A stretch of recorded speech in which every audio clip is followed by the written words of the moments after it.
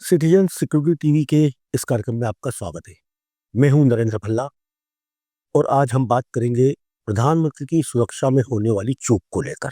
वैसे तो प्रधानमंत्री की सुरक्षा 3 लेयर की होती है, लेकिन स्पेशल प्रोटेक्शन ग्रुप यानी एसपीजी की मर्जी के बगैर उस सुरक्षा घेरे में कोई परिंदा भी पर नहीं मार सकता। तो सवाल उठता है कि आखिर ये चूक होती क्यों है? गाये बगाए क्या किसी राज्य सरकार की ये शरारत होती है, या फिर बिल्कुल ऐन वक्त पर प्रधानमंत्री अपना प्रोग्राम बदल देते हैं? शायद आपको याद होगा, करीब 3.5 साल पहले यानी 5 जनवरी 2022 को प्रधानमंत्री नरेंद्र मोदी पंजाब के फिरोजपुर में एक सैटेलाइट सेंटर की आधारशिला रखने के लिए जा रहे थे। वे बाय रोड जा रहे थे। उन्हीं दिनों देश की किसान आंदोलन बहुत तेजी से चल रहा था। अचानक एक फ्लाईओवर पर किसान आंदोलनकारियों की भीड़ जमा हो जाती है और प्रधानमंत्री का काफिला करीब 20 मिनट तक वहीं फंसा रहता है। जाहिर सी बात है कि वहां की लोकल पुलिस की लापरवाही थी, वहां की राज्य सरकार की लापरवाही थी, क्योंकि प्रधानमंत्री का रूट क्लियर करने की सारी जिम्मेवारी लोकल पुलिस की होती है। बहरहाल प्रधानमंत्री उस कार्यक्रम में गए बगैर वापस दिल्ली लौट आए। इसे लेकर केंद्र और उस वक्त की पंजाब की तत्कालीन कांग्रेस सरकार के बीच आरोप प्रत्यारोप को लेकर जमकर राजनीति हुई और प्रधानमंत्री को यहां तक कहना पड़ा उस वक्त के मुख्यमंत्री चरणजीत सिंह चन्नी को कि मैं मौत के मुंह से बच कर आया। खैर, ये तो हुई मोदी जी की सुरक्षा में चूक की बात। इससे पहले भी 2 प्रधानमंत्रियों के साथ उनकी सुरक्षा के चूक के भयंकर वाकये हो चुके हैं। एक वाकया तो इतना गंभीर था कि उस वक्त के प्रधानमंत्री चंडीगढ़ के पीजीआई अस्पताल में एक सिख नेता को देखने के लिए, उनका हालचाल जानने के लिए अचानक वहां जा पहुंचे। उसी वार्ड में पंजाब का एक उग्रवादी भी दाखिल था, बिल्कुल साथ वाले बेड पर। उसके पास एक लोडेड बहुजक पिस्टल थी, मतलब भरी हुई पिस्टल जिसमें गोलियां थी। कब एसपीजी छोड़नी लोकल पुलिस तक को इसकी भनक नहीं थी। बहरहाल जाको राखे साइया मार सके न कोई, चंद्रशेखर जी उस सिख नेता का हाल चाल पूछ कर लौट आए। ऐसा ही एक और वाकया दिल्ली में हुआ। उस वक्त के प्रधानमंत्री दिल्ली में एक अत्याधुनिक इंडोर स्टेडियम बन रहा था, अभी पूरा कंप्लीट नहीं हुआ था, निर्माणाधीन था। उसका मुआयना करने के लिए प्रधानमंत्री यहाँ पहुंचे। चूंकि वो इंडोर स्टेडियम था, गोल बिल्डिंग थी, तो प्रधानमंत्री ने एक जगह पर अपना काफिला छोड़कर सीधे करीब आधा किलोमीटर का रास्ता पैदल नाप लिया। पूरे काफिले को उस तरफ जाने के लिए सड़क से ही होकर गुजरना था, बिल्डिंग के अंदर से जा नहीं सकते थे। तब महज उनके साथ 1 या 2 सुरक्षाकर्मी थे। उस जमाने में एसपीजी नहीं हुआ करती थी। सोचिए आतंकियों के लिए वो प्रधानमंत्री भी कितना सॉफ्ट टारगेट थे। कौन थे दोनों प्रधानमंत्री और कौन था इन दोनों घटनाओं का चश्मदीद गवाह? जी हाँ, आज भी हमारे साथ है कैप्टन कुंवर विक्रम सिंह। जानते हैं उनसे पूरी दास्तां। कैप्टन साहब, इस कार्यक्रम में आपका बहुत स्वागत है। Thank you. इतिहास की बहुत सारी कहानियां, बहुत सारी दास्तान, बहुत सारे किस्से आपके पास है। 2 प्रधानमंत्री की सुरक्षा की चूक के आप गवाह रहे, चश्मदीद गवाह रहे। लेकिन ये दोनों सुर्खियां नहीं बन पाई थी उस जमाने में मीडिया की। आज तो मीडिया में ये है कि हर छोटी सी बात सुर्खी बन जाती है। प्रधानमंत्री खुद अपनी कैमरा टीम लेकर साथ में चलते हैं। तो जो कुछ जनवरी 2022 में वाकया हुआ तो सब कुछ पूरे देश ने देखा। ये चंडीगढ़ के पीजीआई हॉस्पिटल का वाकया क्या था, तब कौन थे प्रधानमंत्री, जरा खुल के बताइए। भला जी, ये उस समय की बात है जब चंद्रशेखर जी प्रधानमंत्री बने थे, 1990 की, और उनकी फर्स्ट विजिट थी चंडीगढ़ में। चंडीगढ़ तो मैं प्रधानमंत्री जी के साथ ही दिल्ली से चंडीगढ़ गया था भी। और वहाँ बड़ा भव्य स्वागत हुआ प्रधानमंत्री जी का। और वहाँ से जो गवर्नर के साथ मीटिंग होनी थी, जब बाकी अधिकारियों के साथ मीटिंग होनी थी, वो तो हुई। उसके बाद जो जनता पार्टी के लोग थे उनका एक मीटिंग वहाँ चंडीगढ़ का जो यूटी गेस्ट हाउस है वहाँ पे सब कार्यकर्ता को बुलाया गया। जी। तो उस मीटिंग में पंजाब के सारे कार्यकर्ता, हिमाचल के भी कुछ लोग आए हुए थे। तो मीटिंग जब चल रही थी वहाँ पे, तो इतने में मुझे खबर आई, सूचना मिली। मैं भी स्टेज पे था, प्रधानमंत्री थे, साथ में श्यामा शर्मा थी, तवन साहब थे। सूचना क्या आई थी? सूचना ये आई कि पीजीआई में सिमरजीत मान एडमिट हैं और उनकी हालत काफी खराब है। अब ये जब सूचना आई तो मैंने सोचा कि इसको मैं प्रधानमंत्री से शेयर करूं। उस समय वो मेंबर ऑफ पार्लियामेंट थे? पार्लियामेंट के। लेकिन क्योंकि सिमरजीत मान के साथ एक समझौता हो गया था पंजाब में चुनाव का सेवा कराने का। तो मैंने सोचा कि समय है, जब प्रधानमंत्री यहाँ आए हुए हैं तो ये भी उसको एक बार एज ए कर्टसी उसको मिल लेंगे तो बड़ा अच्छा होगा जी।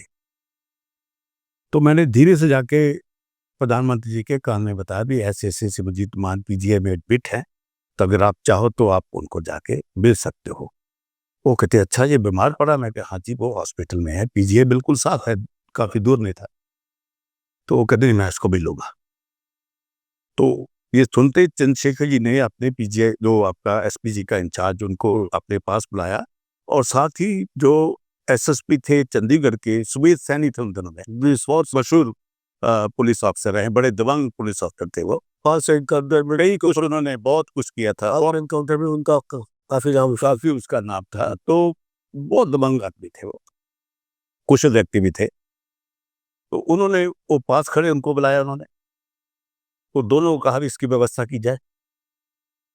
अब जो सुमेध सैनी था उन्होंने आके प्रधानमंत्री को कहा देखिए जी आपको इसकी चिंता करने की जरूरत नहीं है, वो आदमी तो झूठा झूठा हॉस्पिटल में एडमिट है, उसको कुछ हुआ नहीं है।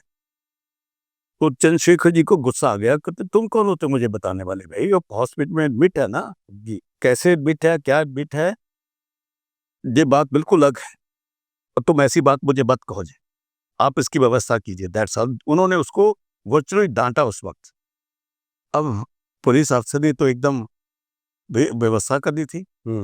रूट लगाना होता है। रूट लगाना पहले, क्योंकि चंद्रशेखर जी ने ड्यूटी गेस्ट हाउस के बाद सीधे ही कार्यक्रम के बाद हवाई अड्डे पे जाना था, वापस दिल्ली वापस जाना था। तो पूरा चंडीगढ़ से उनका गेस्ट हाउस लेके हवाई अड्डे का रूट सिक्योरिटी का लगा हुआ था, जो एसएसपी की जिम्मेदारी होती है। अचानक उन्होंने बीच में पीजीआई जाने का प्रोग्राम पीजीआई जाने का प्रोग्राम बन गया। अब एक पुलिस जो कप्तान है उसके लिए कितनी बड़ी ये मुश्किल बात हो सकती है कि एक रूट उसको अलग से लगाना पड़ जाए, वो उसके लिए बहुत बड़ी चुनौती थी। बहरहाल आप वो प्रधानमंत्री पहुंचे वहां, तो आप भी साथ में थे क्या? ना मैं आपको बताऊं ना, जब ये रूट लगने की बात होने लगी तो मैं अपने दो साथियों के साथ, जिसमें रंजन लखनपाल थे, दर्शन सिंह जीदा भी थे, तो हम रंजन लखनपाल की कार से एकदम पीजीआई की तरफ चल गए, क्योंकि मेरा आइडिया था कि मैं सिमरजीत मान जी को वहां जाके बता दूं कि प्रधानमंत्री, उनको तो सूचना कोई नहीं थी, तो मैं उनको जाके पहले सूचना दे दूं कि प्रधानमंत्री उसकी कुशलता पूछने के लिए वहां आ रहे हैं। तो हम लोग चल गए। जो ही हम वहां पहुंचे, बड़ी जल्दी पहुंचे, और पहुंच के जाके मैंने सिमरजीत मान को बताया कि ये ऐसे प्रधानमंत्री, वो बड़े खुश हुए, बड़े हैरान भी हुए, जल्दी सब ठीक होने लगा। उनका स्पेशल रूम था वहां पे। और जब हम बातें कर रहे थे तो मैंने देखा कि उनकी बहन वहां बैठी, वो साथ में एक और बेड था, कमरा एक ही था लेकिन साथ में एक और अटेंडेंट के लिए बेड रख देते ना वहां, तो उस बेड पे उनकी बहन बैठी थी, साथ में एक बड़ा 6 फुट लंबा सरदार जी, खुली दाढ़ी उसकी, और मैं उनको पहचानता था ये कौन है, और बहुत ही इम्पोर्टेंट व्यक्ति था वो इनकी मूवमेंट का ही। मतलब आतंकवादी मूवमेंट का? मैं आतंकवादी नहीं कहूँगा, उनका साथी था वो। तो मैं शिवजीत मान का, तो उनके साथ काफी लोग ऐसे ही जुड़े हुए थे जो इसी टाइप, जो उग्र विचारधारा वाले, दो ऐसे लोग थे। तो अब उसको, उसने जब मैंने ये कहा प्रधानमंत्री आ रहा है, तो लड़का खुद बड़ा घबरा गया। तो मैं कहा क्या हुआ? कहता भाई कैप्टन साहब मेरे पास तो एक वेपन है। तो मैंने कहा वेपन तुम्हारे पास है तो क्या? कहता मेरे पास माउजर जी, इसका मैं क्या करूं? माउजर था उसके पास, लोडेड था या जैसे भी था, लोडेड ही रखते लॉन्ड्री ये लोग। तो मैंने कहा भी आप भाई तुम, ये तो एसपीजी पहुंचने वाली होगी, अगर वो आ गई तो माउजर देख लिया तो यहाँ पे काफी हंगामा हो जाएगा, तो आप ऐसे करो, इस बाउजर को जो एक वहां पे पिलो पड़ा हुआ था, मैं कहा इसको पिलो के नीचे रख दो, और उनकी बहन को मैंने रिक्वेस्ट किया कि आप इस पिलो के ऊपर बैठ। तो इनकी सिमरनजीत मान बहन की बड़ी बहन थी। मान की बहन। हाँ, तो वो एकदम बाउजर रख के एकदम वो उसके ऊपर बैठ गई। जब बैठी है 1 सेकंड के अंदर चंद्रशेखर जी उस कमरे में आ गए। एसपीजी साथ में थी। एसपी के साथ में थी। एसपीजी को पता नहीं, बिल्कुल उनको पता ही नहीं, उनके पास समय भी नहीं था, क्योंकि सारा काम इतनी जल्दी से हुआ। पहले अगर पूर्व सूचना होती तो एसपी पहले आते, सब चेक करते, लेकिन वहाँ समय नहीं था किसी के पास। यही तो एक ऐसी स्थिति होती है जी। तो वो आगे एकदम, तो चंद्रशेखर जी ने उसका हाल चाल पूछा, सारी बात की, और 3-4 मिनट आपस में कुशलता पूछी, सब कुछ हुआ। बड़ा खुश हुआ कि प्रधानमंत्री उनको मिलने हैं, उनका हाल पूछने आए हुए हैं। तो बाकी सबसे नमस्कार हुआ, तो चंद्रशेखर जी एकदम वहां से निकल गए। अब हुआ किसी को पता नहीं कि यहाँ मौजर पड़ा हुआ था। क्या एसपीजी को नहीं पता? एसपी को तो पता, सिटी पुलिस तो बात ही नहीं, हुआ तो उनके लोग ही नहीं थे। अब ये चीज तो मैंने वहां पे इस ढंग से उसको हैंडल कर ली कि ये बाद में को अगली इंसिडेंट ना बन जाए, बात सारी चीज का। तो वो वहां से एकदम चंद्रशेखर जी निकले। मैंने उनको, हाँ समझिए, मान भी समझ रहे थे क्या हो गया यहाँ, तो उनको मैंने बाय बाय किया हम सब लोगों ने। तो मैं अपनी रंजन की कार में बैठ के, हम भी, क्योंकि मैं प्रधानमंत्री के काफिले में उनकी टीम में था, उनके ग्रुप में था, तो मैंने भी उनके साथ हवाई जहाज में जाना था। तो जब हम बाहर निकले, तो अब मैं सोचा था कि भी प्रधानमंत्री निकले, मैं भी उनके पीछे हमारी गाड़ी लग जाएगी, लेकिन क्योंकि रूट लग गया, उन्होंने सारा रास्ते बंद कर दिए। तो आपको भी रोक दिया? मुझे भी रोक लिया। अब मेरे पास एसपी वाला एक रेड कार्ड होता है, जो प्रधानमंत्री के साथ जाने वालों के साथ सुरक्षा क्लियरेंस का होता है। मैं वहाँ पुलिस वालों को बताऊं भी मैं प्रधानमंत्री के साथ आया हूँ, ये मेरा कार्ड है। वो कहते हम किसी कार्ड को नहीं जानते, आप नहीं जा सकते जी। अब पुलिस वाले इंस्पेक्टर को क्या पता रेड कार्ड क्या होता है। बहरहाल आपने इस कितने को, ये मतलब जो कुछ वाकया हुआ, इतनी बड़ी घटना हुई, को बताइए आप। ये एक चूक थी, जैसे भी हो। तो वहां पे आने से पहले हर हालत में, जैसे भी प्रधानमंत्री तो एसपीजी के चीफ को बता दिया था, उसको उसी वक्त अपनी टीम को पहले भेजना चाहिए था। लेकिन आप कह रहे थे वक्त ही नहीं था। ना हो, सुनिए, जिस प्रधानमंत्री की सुरक्षा देखने का जिम्मा एसपीजी का है, मतलब ओपीजी एसपीजी चाहे तो कह सकती है प्रधानमंत्री को, हमें सैनिटाइज करने का पूरा वक्त चाहिए, आप 1 घंटे बाद या 2 घंटे बाद जाए। उनको कहने की जरूरत नहीं होती, तो वो कह सकते हैं। वो तो फंक्शन चल रहा था, धीरे से कह सकते हैं जी, इट टेक 5 मिनट्स 10 मिनट्स। अब तक इनकी टीम साथ में जाती है, वो जाके लोग उसको जाके पहले देखते हैं। उनका ये कर्तव्य था, उनकी ड्यूटी थी। ये सबसे बड़ी बात थी उनकी, जाके जहाँ प्रधानमंत्री जाएं वहां पे हर चीज सुरक्षा की हो, उसकी जान को कुछ खतरा ना हो, ये देखने का काम एसपीजी का था। वो किसी कारणों से हुआ, कहाँ कोताही हुई, क्यों उन्होंने प्रधानमंत्री को वहां आने दे दिया, तो इसलिए बात की लग। जब आप चंद्रशेखर जी को ये बात पता लगी, तो उसके बाद कुछ हुआ, इस पर इंक्वायरी हुई? ऐसा कि मैंने वापस आके, ये खास इंसिडेंट था सिक्योरिटी लैब्स का जी।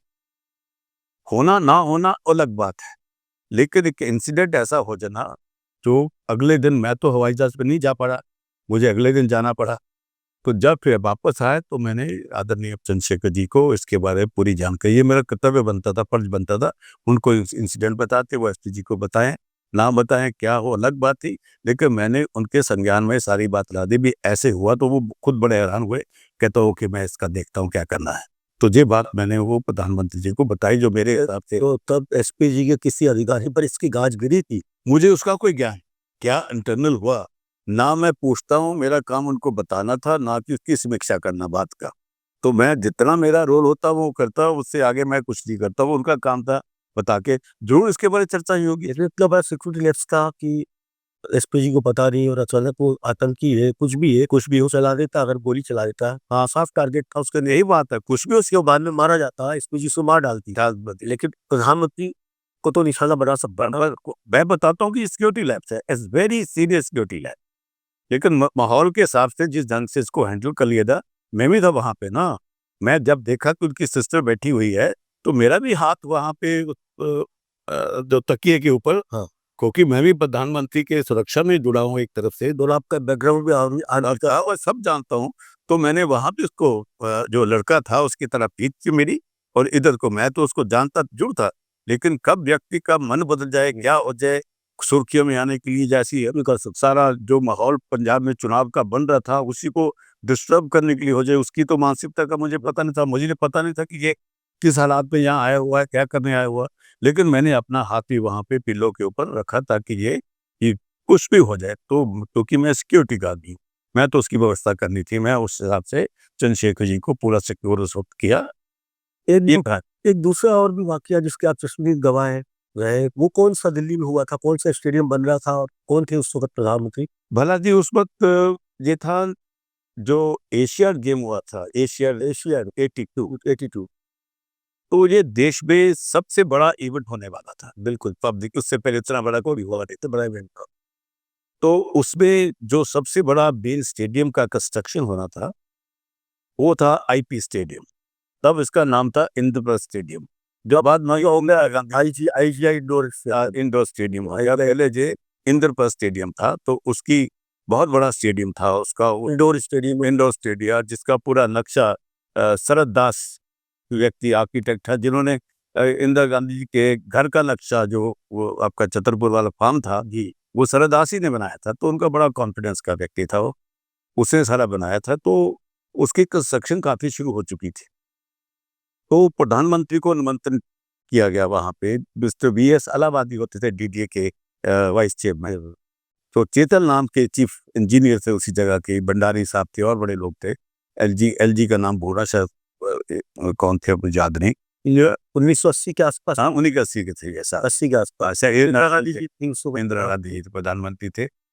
तो उनकी इंस्पेक्शन करने के लिए उन्होंने वहां पे उसका नींव पत्थर रखना था, फाउंडेशन स्टोन, फाउंडेशन स्टोन, आधारशिला रखनी थी। तो उसके लिए तो सुबह ये कार्यक्रम चला। तो क्योंकि मैं उस 1982 का जो इवेंट था उसका मैं सिक्योरिटी कंसल्टेंट था। मतलब कह रहे हैं कि थोड़ा-सा आधा बन चुका था वो। हाँ, बन चुका था।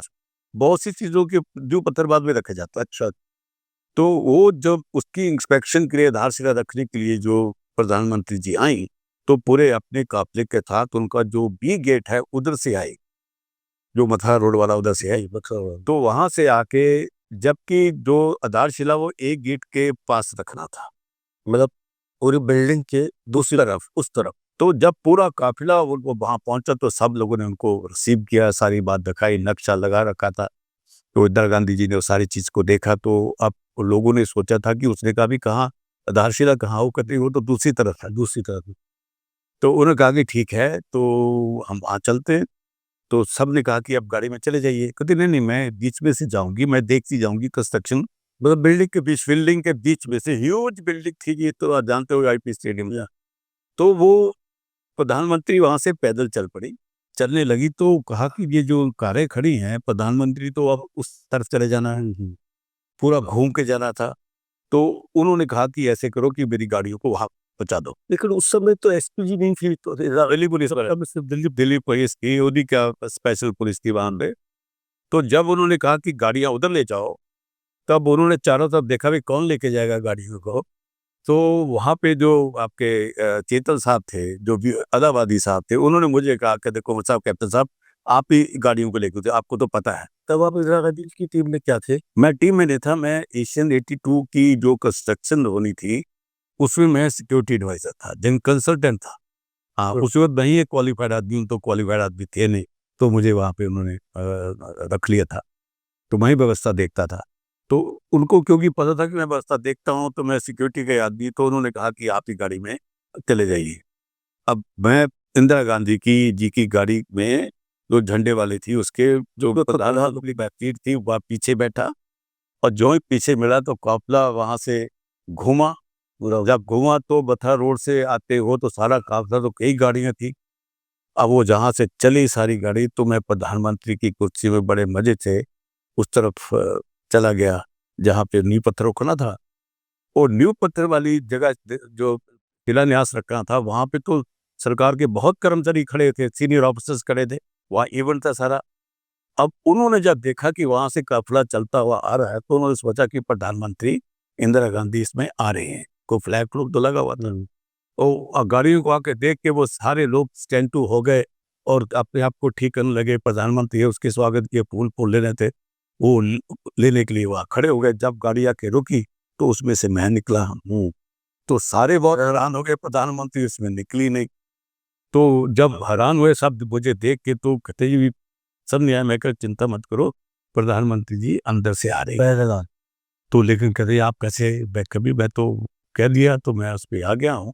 तो मेरे हिसाब से एज ए सिक्योरिटी प्रोफेशनल ये भी एक बहुत बड़ी चूक कि प्रधानमंत्री गाड़ी में एक ऐसा व्यक्ति बैठ जाए उसके अंदर। आपकी जगह कोई और भी तो बैठ सकता था वहाँ।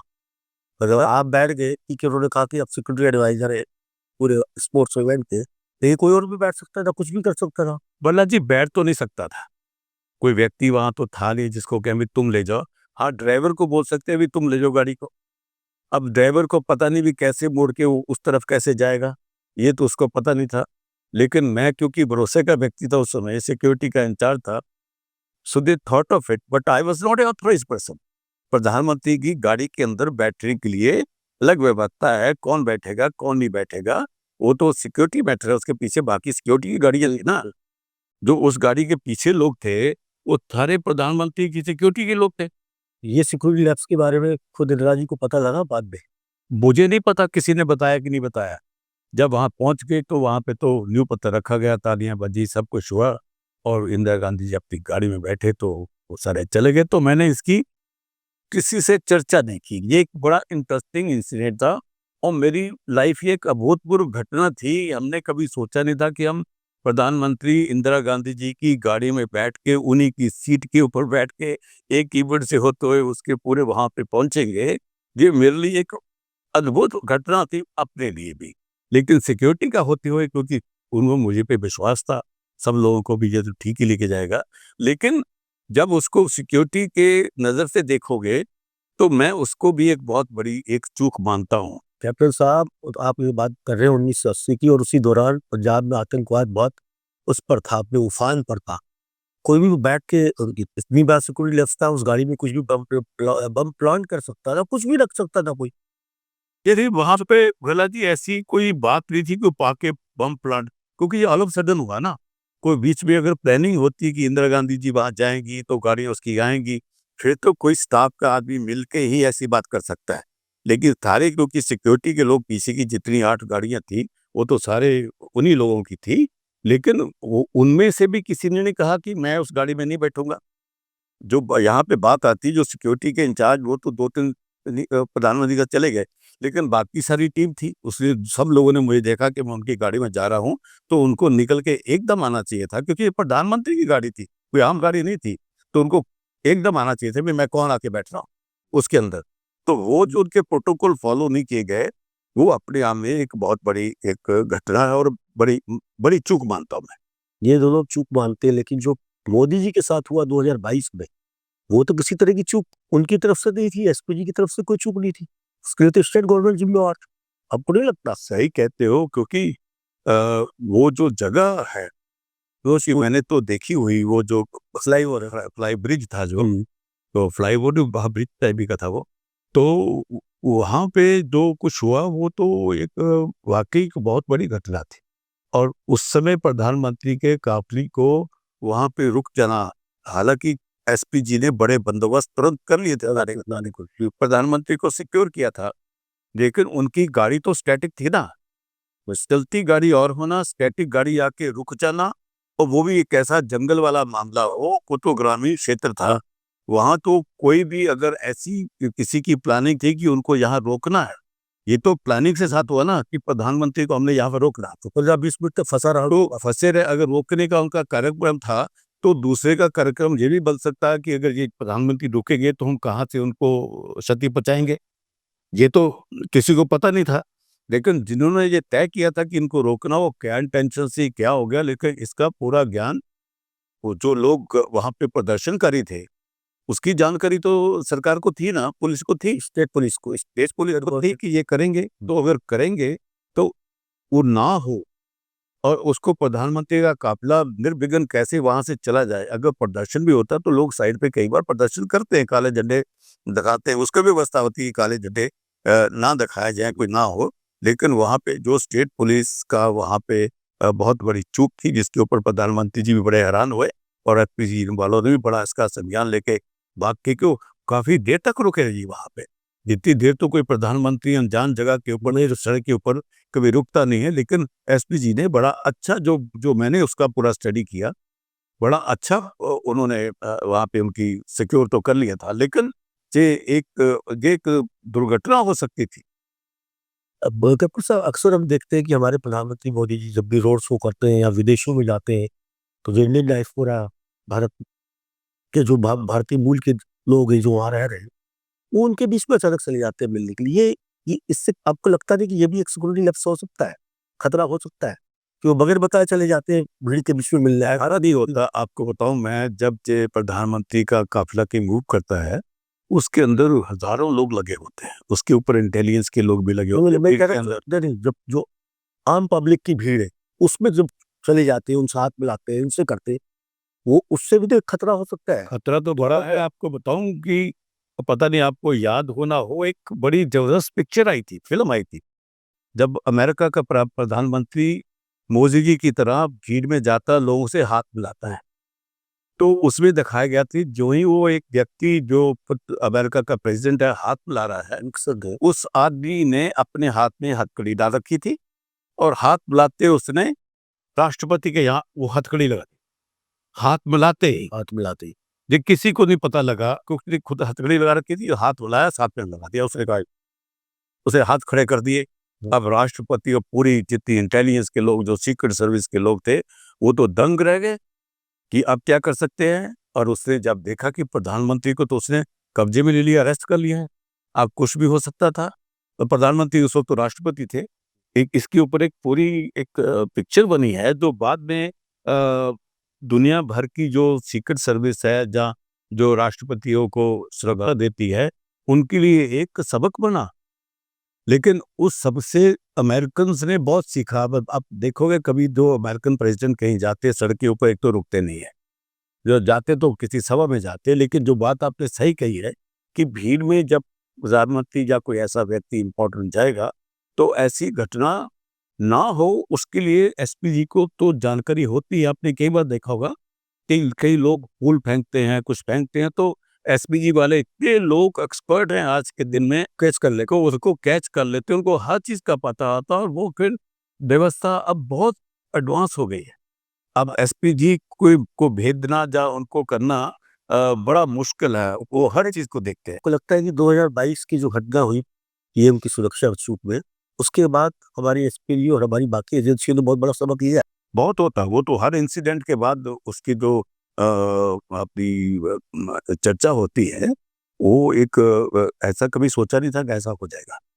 लेकिन उसके बाद तो उसकी ट्रेनिंग की, उसकी पूरा उसका विश्लेषण होता है, उसके ऊपर क्या लेसन सीखा, उसको ऐसी को करने के लिए क्या और करना चाहिए, क्योंकि एसपीजी की एक टीम पहले जाती है। बिल्कुल, वो वहाँ की स्टेट पुलिस के साथ कोऑर्डिनेट करती है, उनके आईजी साहब की ड्यूटी लगती है, वो आगे लोग की ड्यूटी लगती है, और एसपी वालों को पता होता है कि रूट कैसे लगा, क्या-क्या व्यवस्था की हुई है। लेकिन ये तो पता नहीं था कि प्रदर्शनकारी आके उसको रोक लेंगे। ये काम तो पुलिस का, जो पंजाब पुलिस थी या उनके इंटेलिजेंस के लोग थे, उनको ज्ञान था ना, उनको एक चीज सूचना एसपीजी को देनी चाहिए वो थी। लगता है कि वो ये प्री प्लानिंग के तहत हुआ था, सब कुछ पूर्व नियोजित था ये, एक तरह से।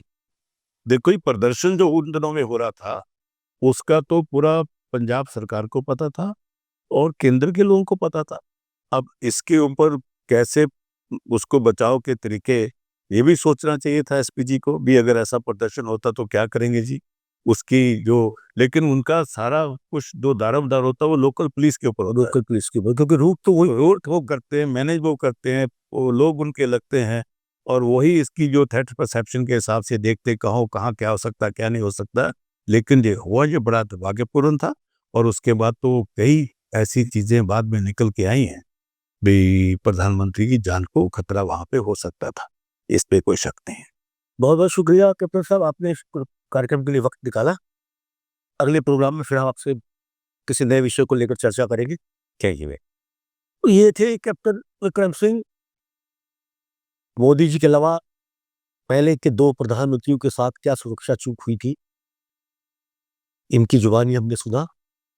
आप हमारा चैनल लाइक कीजिए, इसे शेयर कीजिए, चैनल को सब्सक्राइब कीजिए, और विदा होने से पहले आपको बता दें कि अगर आप जॉनी वॉकर की स्कॉच विस्की पीने के शौकीन हैं, खासकर रेड लेबल ब्रांड के, तो थोड़ा सावधान हो जाइए। क्यों और उसकी क्या खास वजह, ये अगले एपिसोड में हम आपको विस्तार से बताएंगे। तब तक के लिए कीजिए इंतजार। फिलहाल नमस्कार।